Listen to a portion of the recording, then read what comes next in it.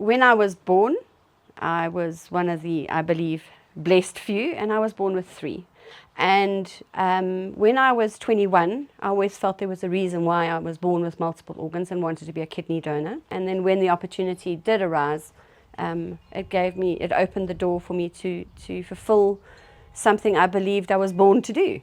So the way Geordie and I connected, and will blow your mind. One of my friends went to a braai, and she was talking, like playing it on, she was talking to people around the braai, and Geordie happened to be at the braai.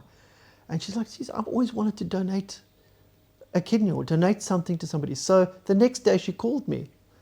I get this random call from this lady named Geordie Brown. And she said, I'm really interested in this whole thing. Let's go for coffee.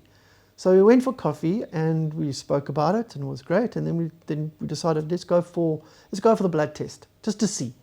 Went for the blood test, boom, match. The journey that I went through at Donald Gordon and how they educated me on what to expect. It took away 90% of my fears within the hour that I had that meeting with the nurses. People can have children after donation, they can work after donation. And in actual fact, what has been shown in studies is that if you are giving the organ out of altruism, you love the person, you wish to help them, your pain is much less.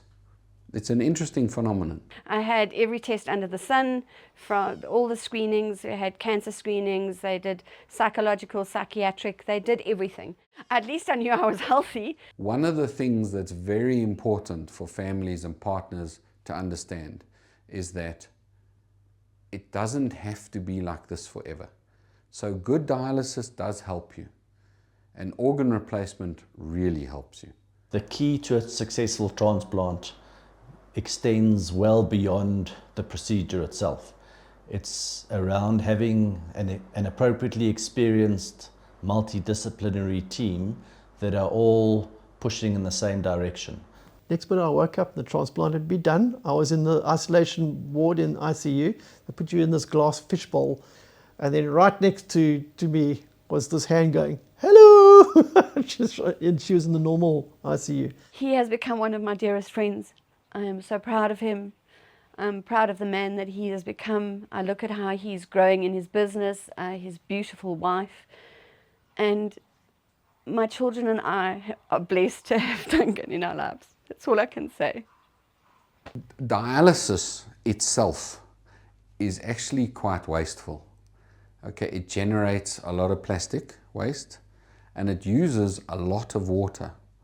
So a dialysis session for patients, depending on what you do, can use up to 100 liters of water. Having a successful transplant liberates them from that.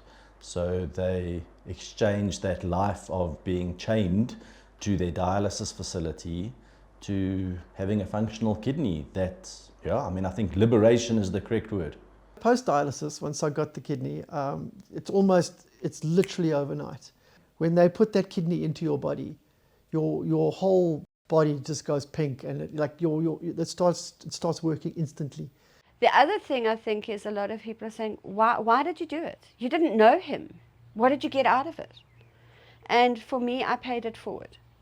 You know, if I had 2 hearts, I would happily donate a heart if I could. I think my advice to anybody thinking about being a donor is talk to your family, very important. Get in touch with the National Kidney Foundation. They are amazing and they will give you all the information you need. If you've got any questions, get hold of the Organ Donor Foundation, speak to them. They are very, very approachable. It's an easy thing to do, and the effect you can have on people's lives is mind-blowing and life-altering, literally. You know, and being a donor, it's a beautiful thing. It's an absolutely beautiful thing. And thank you. Thank you for being a donor.